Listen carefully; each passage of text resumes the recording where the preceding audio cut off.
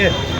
जी पूछिए यार। ठीक है, हो गया। ठीक है जयराम जी, आज कौन से मामले में पेशी है धनबाद कोर्ट में? जी आज सियाल चोरी का एक मामला है जिसमें वहाँ के स्थानीय लोगों ने कंपनी के खिलाफ़ एक धरना प्रदर्शन किया था और उसी मामले में कंपनी के द्वारा एक एफआईआर किया गया है और हम पर मेरा नाम केवल इसलिए नामजद किया गया क्योंकि उस बैनर में हमारी तस्वीर थी।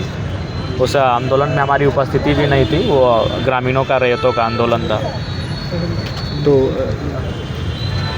इस मामले में अब तक कितनी पेशी हो चुकी है और क्या कुछ हमें लगता है कि इसमें लगभग 3-4 पेशी हो चुकी है और हमें लगता है कि माननीय न्यायालय का जो निर्णय है उसका हम लोग हमेशा स्वागत करते रहे हैं और उम्मीद है कि ये जो सही है उसी विषय में निर्णय भी आएगा। बंगाल चुनाव को लेकर क्या कुछ प्लानिंग है? लगातार बांग्ला में कैंपेन कर रहे हैं। हाँ, बंगाल चुनाव जो ग्रेटर झारखंड का पार्ट है, जंगल महल का जो प्रमंडल है उसमें हमारी उपस्थिति जोरदार रहेगी और वहाँ हमारा संगठन का विस्तार भी ठीक ठाक हुआ है और लोगों की जो फीडबैक है उसको भी हम लोगों ने प्राप्त करने का प्रयास किया है। हमें लगता है कि वहाँ हम लोग अच्छा स्थिति में रहेंगे। कौन रहेंगे प्रत्याशी वहाँ? देखिए, प्रत्याशी के लिए आज हम लोग 3 दिन का इंटरनल टीम वहाँ भेजे हैं। उनका रिपोर्ट हमें लगता है आज शाम या कल तक आ जाएगा और उनके रिपोर्ट के आलोक में हम लोग प्रत्याशी की घोषणा करेंगे। कोई राजा है वहाँ के, वो भी आपके पार्टी में जुड़े? जी आए हैं।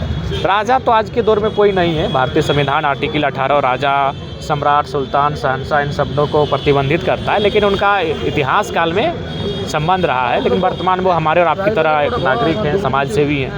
पार्टी का नाम आप रखे हैं झारखंड क्रांतिकारी लोकतांत्रिक मोर्चा और बंगाल में चुनाव खेलने सीख गए हैं क्या? नहीं, एक्चुअली वो जो हिस्सा है उसको हम लोग झारखंड ही मानते हैं। जो आंदोलन धनबाद में हुआ है, जो आंदोलन बोकारो में हुआ है, वही आंदोलन पुरुलिया में हुआ है। हमें लगता है इसी के तर्ज पर वहाँ भारी संख्या में आज भी आंदोलनकारी हैं जो अपने मान सम्मान के लिए संघर्ष कर रहे हैं। तो इसीलिए उसको हम लोग कभी बंगाल का हिस्सा नहीं माने हैं। आज भी सांस्कृतिक रूप से, भौगोलिक रूप से, केवल संवैधानिक रूप से पश्चिम बंगाल का हिस्सा है, बाकी हर एक रूप से वो झारखंड, ग्रेटर झारखंड का पार्ट है। क्या बंगाल में तो और होगा चुनाव में इस बार बंगाल में? अब देखिए, बंगाल बहुत बड़ा क्षेत्र है और हम लोग तो भी छोटे नेता के रूप में हैं, तो विशेष हम लोग नहीं कर सकते। 294 बहुत बड़ी सीटें, बहुत बड़ा बंगाल। लेकिन हम लोग जंगल महल के क्षेत्र में हमें लगता है कि त्रिकोणीय रहेगा, उसमें दो बड़ी पार्टियां भी रहेंगी और हम लोग भी त्रिकोण बनाएंगे जैसा झारखंड में हम लोगों ने बनाया था। बीजेपी वाली भी कॉन्फिडेंस में काफ़ी दिख रहे हैं, तो टक्कर किससे रहेगी? टीएमसी से या बीजेपी से? देखिए, हमारी टक्कर दोनों से रहेगी, सीट के अनुसार रहेगी। उस सीट की वर्तमान जो नेता हैं उनकी जो उपस्थिति है उनके अनुसार रहेगी। कितने सीट पे लड़ रहे हैं बंगाल में अभी फिलहाल? देखिए, बंगाल में अभी तक हम लोग जो 5 से 10 सीटों के बीच अनुमान है, हम लोग चुनाव लड़ेंगे। पिछली बार जब आए थे तो बहुत टॉनिक डोज दे रहे थे, बोले कि पार्ट 2 भी देंगे, फिर चुप हो गए। नहीं, अभी नियम यह है कि अब हम बहुत बड़ी जिम्मेवारी राज्य में लेके चल रहे हैं। आपने भी देखा झारखंड विधानसभा में ऑपोजिशन अगर कोई था तो जयराम महतो था। पूरे राज्य नहीं, पूरे देश में चर्चा हुआ कि एक अकेला लड़का विधानसभा को रिप्रेजेंट कर रहा है। तो मेरा काम अलग है, इसीलिए मैं तभी आऊँगा आक्रामकता जब वो मेरे बारे में कुछ अनाप शनाप लेंगे, तब फिर हम अपना रिपोर्ट का उनका रिसर्च करेंगे, फिर आपके सामने आएंगे। नहीं तो फिर हम अपने काम में फोकस किए हैं। मेरे पास इतना समय नहीं है कि उनकी तरह, उन लोगों की तरह फिर जो माने आरोप प्रत्यारोप या फिर ना कोई हम अपना कुछ, हम सीधे जनता की सेवा करने आए हैं। और पूरे विधानसभा ने देखा कि जयराम महतो ने किस प्रकार से, कई मंत्रियों ने हमारी प्रशंसा इस बात के लिए किया कि पहला सेशन में आप इस प्रकार से झारखंड को रिप्रेजेंट कर रहे हैं, ये तारीफ है। तो निसंदेह हम एक अलग मकसद के साथ आए हैं, अलग उद्देश्य के साथ आए हैं और हम अपने उद्देश्य की ओर मेरा ध्यान है। लेकिन आप कभी बोलते हैं कभी नहीं बोलते हैं, आदमी तो बहुत तरह का सोचेगा ना। नहीं, सोचने का नहीं। जब वो अगर हमारे बारे में कोई अनर्गल बातें करेगा तो हम उनके बारे में सच्चाई बताएंगे। तो अभी वो शांत है तो हम भी शांत हैं। जब उनकी ओर से कोई प्रतिक्रिया होगी तब हम बात करेंगे। राज्यसभा चुनाव झारखंड में होगा तो किसको आप लोग सोचते हैं समर्थन आपका? वो देखते हैं, पहले राज्यसभा के प्रत्याशियों को सामने आने दीजिए, उनके विचारों को जानने दीजिए, उसके बाद हम लोग कुछ सोचेंगे। चूँकि आप रैयतों की आवाज़ रहे हैं हमेशा से, पिछले दिनों कई दिनों से लेडी डूमर में 200 एकड़ ज़मीन कब्जा का मामला है और आरोप सांसद पे लग रहा है। यहाँ विनोद बिहारी चौक पे भी रवानी के ज़मीनों पे कब्जा। हमने भी आपके न्यूज़ स्रोतों के माध्यम से इन सब जानकारी ली है। निसंदेह जिला प्रशासन को एक टीम बनाकर इन विषयों की जांच करनी चाहिए और आम व्यक्ति को कभी इस बात के लिए ठगा हुआ महसूस नहीं होना चाहिए कि हम अगर गरीब हैं तो हमें न्याय नहीं मिलेगा।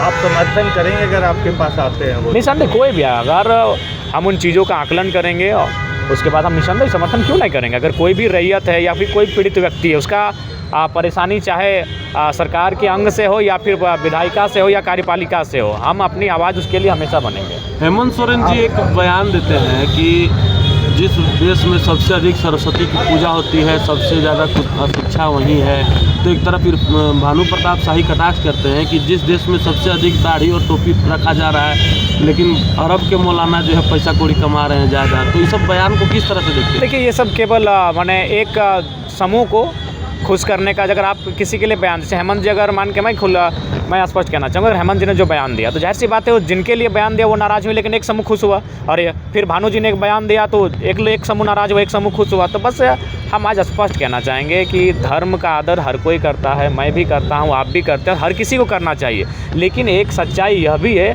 आज रास्ता विधाता से नहीं विधायिका से निकलेगा। विधाता ने केवल दुनिया बनाया, बस इतना आप मानिए। वह ना आपकी शिक्षा, ना स्वास्थ्य, ना रोजगार, ना आपको चोट लगेगा वहाँ उपस्थित होगा। उसने केवल दुनिया बनाकर आपको श्रेष्ठ इंसान बनाया है। अब आपको तय करना है दुनिया को कैसे चलाना। विधाता ने अपना काम कर दिया। अब विधाता को अगर आप सोचेंगे कि वो मेरे स्वास्थ्य के विषय में आके वो हमारे मदद करेगा, हमारे शिक्षा के विषय में मदद करेगा, हमें चोट लगेगी तो विधाता मदद करेंगे, हमें बुखार होगा तो विधाता मदद करेंगे, तो आप हमें लगता है ठीक नहीं सोच रहे हैं। वहाँ आपको विधायिका मदद करेगी। विधायिका अर्थात विधायिका जो नियम बनाएगी, जो नियम का अनुपालन करवाएगी, वो मदद करेगी। इसलिए हमें लगता है विधायिका को मजबूत करने की दिशा में हमें कार्य करना चाहिए। हमें लगता है कि आज जो धार्मिक गतिविधियाँ के माध्यम से एक दूसरे के प्रति आज जो एक माने द्वेष का भाव उत्पन्न किया जा रहा है, इस पर भी रोकथाम लगाने की आवश्यकता है। आज आप देखिए, कल ही हम एक डीएसपी साहब से बात की कि कुछ काम के सिलसिले में मिलना है ना विधायक जी। अभी हम लोग रामनवमी शांति समिति की बैठक में हैं, एक सप्ताह पहले ईद की शांति समिति की बैठक में है, होली की शांति समिति की बैठक में, कुछ दिन मुहर्रम की शांति समिति की बैठक में। समझिए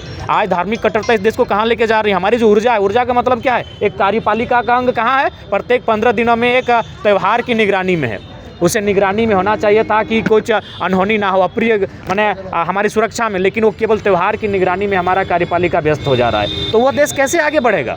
इसीलिए इस देश को विचार करना चाहिए, हमें धार्मिक कट्टरताओं से बाहर आना ही चाहिए, नहीं तो पता चलेगा सिर्फ त्योहारों की सुरक्षा में हमारी पुलिस का जीवन बीत जा रहा है। बलियापुर में जबकि पुलिस त्योहारों की सुरक्षा में बिजी है, तो आप कैसे समझ सकते हैं कि वो रईतों को न्याय मिलेगा यहाँ? नहीं, इसलिए मैं इसीलिए कह रहा हूँ कि हमारी ऊर्जा सही दिशा में काम होना चाहिए। लेकिन हमने एक ऐसा धार्मिक देश का माहौल बना दिया है कि किसी भी धर्म का त्यौहार रहे, छोटा समूह में भी अगर जलसा जुलूस निकलता है तो वहाँ भारी संख्या में पुलिस को तैनात करना पड़ता है। हमने ये माहौल तैयार कर दिया। तो लेडी डूमर के रहतों को न्याय कैसे मिलेगा? लेडी डूमर के रहतों को निसंदेह न्याय मिलेगा और बिल्कुल इस मामले को उनसे हम लोग बातचीत भी करेंगे। और लेडी डूमर ही नहीं, इस राज्य में कोई रहे, चाहे कोई सांसद रहे या मुख्यमंत्री स्वयं अगर किसी का ज़मीन कब्जा करके बैठे हों या कोई मंत्री कब्जा करके बैठे हों, तो उस पर भी हमारी आवाज़ बेबाक ही रहेगी। चाहे वो कोई विधायक रहो या कोई वो ब्यूरोक्रेट्स का ही व्यक्ति रहो, कोई सक्षम व्यक्ति रहे, चाहे संपन्न व्यक्ति रहे, चाहे कोई रहे, अगर वो गलत कर रहा है, अगर गरीबों को परेशान कर रहा है, तो निसंदेह उस पर मेरी आवाज़ हमेशा मुखर रहेगी। उनके पक्ष में अगला कदम आपका?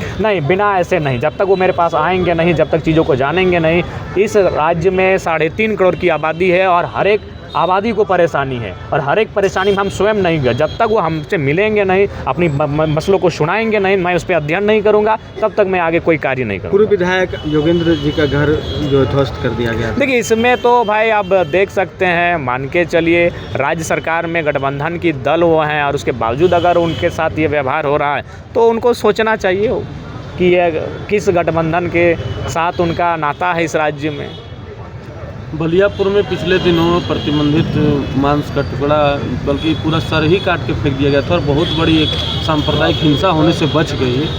तो मैं तो बार बार कह रहा हूँ पंडित जी, वही आज बस अब देश का माहौल वही बचा है। अब हमें इसी प्रकार से नफरतों का, द्वेषों का सामना करना होगा। इंसान ने अपने बौद्धिक स्तर को काफ़ी निम्न कर लिया है। उनका बौद्धिक स्तर धीरे धीरे माने हमें लगता है काफ़ी नीचे की ओर जा रहा है, जो कि इस राज्य के लिए, इस देश के लिए चिंता का विषय है। मैं पुनः कहूँगा, आज अगर किसी विषय में तार्किक बात होनी चाहिए तो धार्मिक विषय में बात होनी चाहिए। आज धर्म के नाम पर जो धर्मांध बनाया जा रहा है, जिस प्रकार से जनता को उस भाव में विलीन किया जा रहा है, मेरे हिसाब से उचित नहीं हो रहा है। क्योंकि आज लोकतांत्रिक व्यवस्था में हमारा कार्य जो होना चाहिए था, उस कार्य को हम ना करके केवल धार्मिक विषयों पर ही एक दूसरे को उलझा कर रख रहे हैं। तो इसमें कहीं ना कहीं राजनीति और कुछ ऐसे लोगों का है जो नहीं चाहते हैं कि समाज में लोग मिलकर रहें, सौहार्द भाव से रहें। तो इस पर सरकारों को, हम सबों को संज्ञान लेते हुए इसमें एक बेहतर माहौल तैयार करने की आवश्यकता है। एक अंतिम सवाल मेरी तरफ से रहेगा, झारखंड सरकार के जो मुखिया हैं हेमंत सोरेन ठीक से चला पा रहे हैं राज्य? नहीं, ठीक से नहीं चला पा रहे हैं। इसको आपने भी देखा, सवालों के माध्यम से देखा, जो उनके विभागीय मंत्री हैं वो भी लगातार इस बात को कह रहे हैं। वो तो स्पष्ट कह रहे हैं कि हम बोलें कि चापाकल 10 को दे दीजिए एक पंचायत में, नहीं दे पाएंगे। स्पष्ट ये विधानसभा में उनका आश्वासन होता है कि हम दे ही नहीं पाएंगे। तो परिस्थितियाँ इस राज्य की है क्या नहीं है आप भी जानते हैं। कुल मिलाकर राज्य जिस गति के साथ आगे बढ़ना चाहिए था उस गति के साथ ये राज्य आगे नहीं बढ़ रहा है। कुछ आंकड़ों की भी आप बात कर रहे थे, कुछ बदलाव होने वाला है पार्टी वार्टी को लेकर? अब देखिए, हम जो कहते हैं बहुत अपना विवेक से कहते हैं और उसमें कुछ तथ्य रहते हैं तभी हम कहते हैं, क्योंकि हम जो बातें कहते हैं उनमें बहुत सारे आधार होते हैं। और आपने देख लिया असम का चुनाव, अब देखिए बिहार में क्या परिस्थिति हुई देखिए। तो ये इन चीज़ों के आधार पर ही मैंने जो कहा था उस पर मैं आज भी अडिग हूँ और भविष्य में ये चीज़ें आपके सामने देखने को मिल सकती हैं। धन्यवाद। पकड़िए कितनी